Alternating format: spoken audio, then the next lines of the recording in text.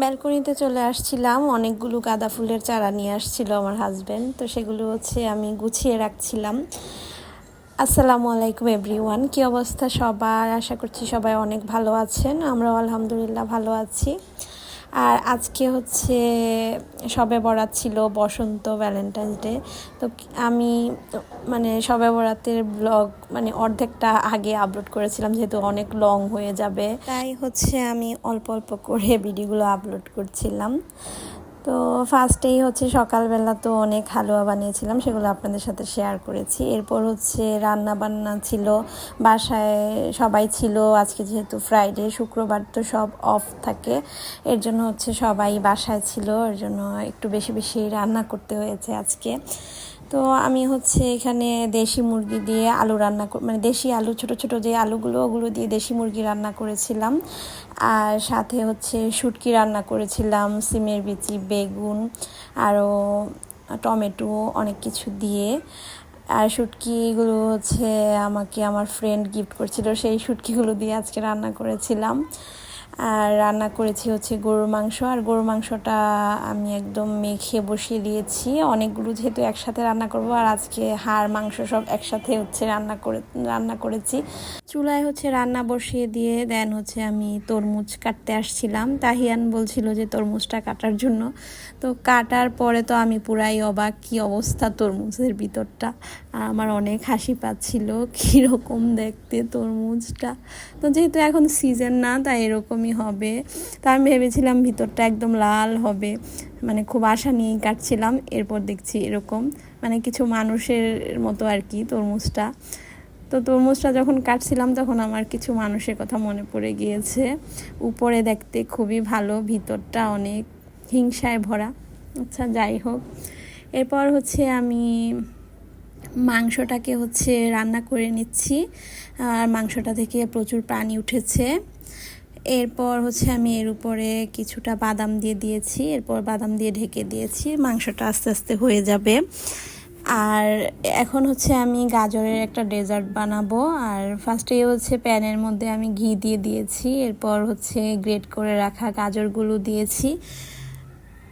আর এই গাজরের ডেজার্টটা যে খেয়েছে সবাই অনেক প্রশংসা করেছে, খুব মজা হয়েছিল ডেজার্টটা। তো আমি গাজরের আরও লাড্ডু, এরপর বিভিন্ন ধরনের হালুয়া বানিয়েছি, তাই ভাবলাম আরেকটা গাজর দিয়ে ডেজার্ট করে ফেলি। এরপর গাজরটাকে কিছুক্ষণ ভেজে, এরপর উপরে আমি এর মধ্যে বাদাম কুচি দিয়ে দিয়েছি। এখানে দিয়েছি কাঠবাদাম কুচি।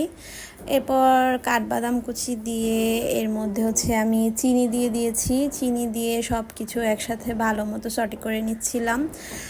আর খুব সুন্দর একটা ফ্লেভার আসছিল সব কিছু একসাথে। আর এটা বাদামটা আপনারা চাইলে স্কিপ করতে পারেন, তবে টেস্টের জন্য দিতে পারেন। এরপর এর মধ্যে আমি গুঁড়া দুধ দিয়ে দিয়েছি। গুঁড়া দুধটা দিয়ে কিছুক্ষণ ভেজে নিব সব কিছু একসাথে।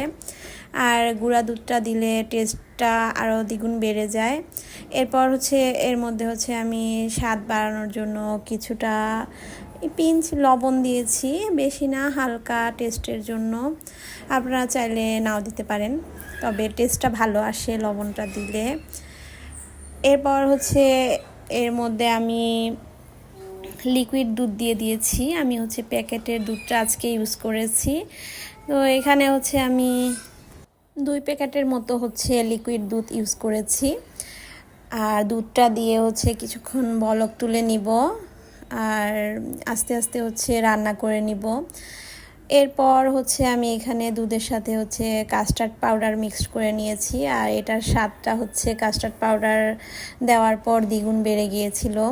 তো কাস্টার্ড পাউডারটা দিলে টেস্টটা অনেক ভালো আসে, ফ্লেভারটাও অনেক ভালো আসে, আর মুখে দিলে তো একদমই মিলিয়ে যায় এরকম। তো আস্তে আস্তে কাস্টার্ড গোলানো কাস্টার্ডটা দেওয়ার পর এটা আস্তে আস্তে ঘন হয়ে আসছিল। এরপর আমি হালকা হালকা করে নেড়ে দিচ্ছিলাম। তো নেড়ে টেড়ে রান্না করে নিচ্ছি। আর এদিকে আয়ান একটু পর এসে লবণ দিয়ে দিচ্ছিল, ডিস্টার্ব করছিল অনেক আজকে রান্না করার সময়।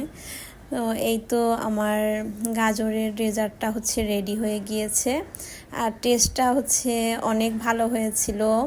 এরপর হচ্ছে এর উপরে হচ্ছে আমি কিশমিশ দিয়ে দিয়েছি। কিশমিশটা দিয়ে দেওয়ার পর হচ্ছে আমার রান্নাটা শেষ। আর তরমুজটা হচ্ছে চেঞ্জ করে আবার নিয়ে আসছিল আমার ছোট ভাই। এই তো, আর এটা অনেক লাল ছিল। আর আজকের ব্লগটা এই পর্যন্তই।